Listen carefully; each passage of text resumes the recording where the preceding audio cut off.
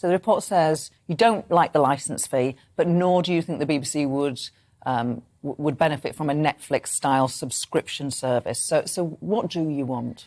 Well, we recognise that the licence fee is becoming increasingly hard to justify as a method of funding for the BBC. We don't actually call for it to be scrapped. We think that there are various things that need to be looked at further. But basically, it's not surprising that in a world full of choice and where people are able to get their information, their news, their entertainment from all sorts of different sources, that the BBC licence fee is coming under pressure.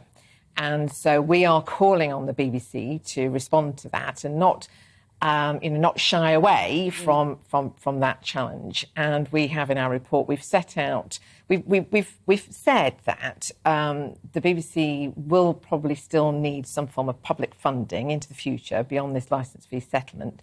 But whatever kind of public funding it might receive in the future, it's got to work harder at justifying that form of funding. And that's, as I say, the way what we're calling on the BBC to do is set out why the BBC, what is the role of the BBC, what is it for in this part of the 21st century? And then we can get to real sort of answers to what is the best way of funding it. OK. The BBC, I guess, would argue that they're getting to grips with some of the problems and criticisms that they have faced. So they've promised to ensure that a quarter of their staff are from working class backgrounds within 5 years in order to better reflect those audience. They're making progress in challenging metropolitan groupthink. They've got loads of programming now in Salford. They're getting out of London and trying to address the criticisms of their output.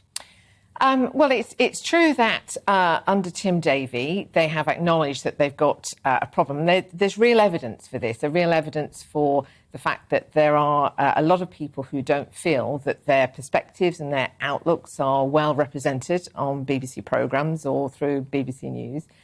But this is something which, we're pleased that that they are recognising that and trying to address it. But it's a big challenge that they've got to really grapple with. And the longer that they don't improve and make progress in that area, the harder it becomes for them to retain public funding, because everybody pays a licence fee.